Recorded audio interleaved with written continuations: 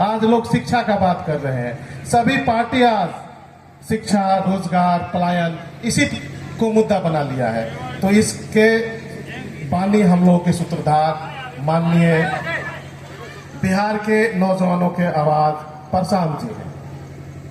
दोस्तों, केसरिया में हमेशा बाहर के लोग ही विधायक रहे हैं। 2-3 नाम छोड़ दिया जाए तो अमूमन बाहर ही लोग यहाँ पे हमेशा चुनाव लड़ते हैं और जीतते हैं। लेकिन जन स्वराज ने ये वादा किया था कि हम आपके बीच से उम्मीदवार को लाएंगे और आपके बीच से ही उम्मीदवार आएगा।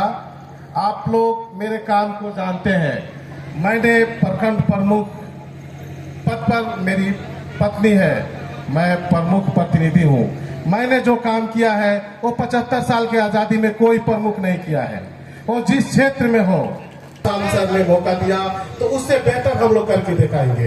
हमारे माननीय लोग बैठे हुए हैं, ये पर्यवेक्षक के रूप में ही लोग आए हुए हैं और आप लोगों की सहमति चाहते हैं कि आप किसे यहाँ से जिताना चाहते हैं, जन स्वराज को लड़ाना चाहते हैं, तो आप लोग अपना सहमति दीजिए और हमारे पर्यवेक्षक लोग जो रिपोर्ट और जैसे हम लोग आएंगे और आपका सहयोग रहेगा, केसरिया में सबसे पहले जन स्वराज का परचम लहराएगा।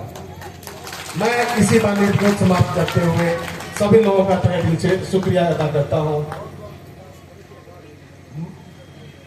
टिकट देंगे आप तो पहले तो हम रोजगार देंगे हम लोग नौजवानों को, उसके बाद शिक्षा में हम लोग सुधार करेंगे। जैसे शिक्षा में सुधार होगा सारे चीज में सुधार हो जाएगा। अभी तो रोड बनाना ये तो विकास नहीं है, बिजली ला देना विकास नहीं है।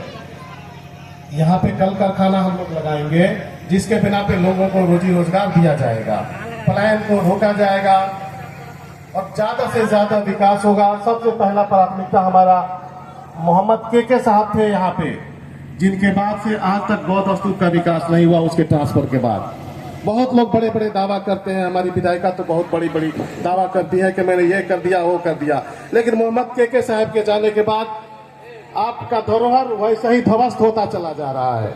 तो पहला प्राथमिकता केसरिया का हम लोगों का होगा बुद्ध स्तूप का विकास। उसके बाद रोजी रोजगार तो सबको मिलेगा ही, बाकी जो भी आपको चाहिए वो जन स्वराज ने अपने विकल्प लेके आई है और उसके प्रोटोकॉल में शामिल है। वो सारा चीज हम लोग आप लोगों को देंगे। धन्यवाद।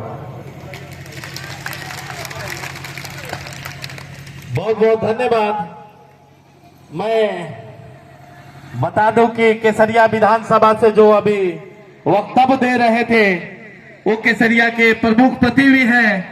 बहुत सारा चीज उनको टाइम का वार्निंग दिया गया था। मैं बताता हूं, जिन्होंने प्रमुख रहते हालत में अभी भी प्रमुख है, बथना पंचायत से शुरू करिए, इनके हर पंचायत में पीसीसी रोड और कब्रिस्तान का घेराबंदी हुआ है।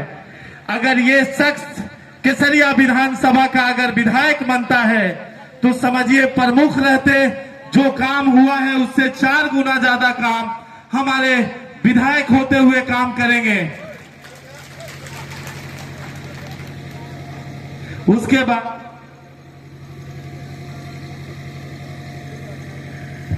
मैं बता दूं, इसके बाद हमारे युवा अध्यक्ष पूर्वी चंपारण मोतिहारी के को उनको आमंत्रित मैं करूंगा।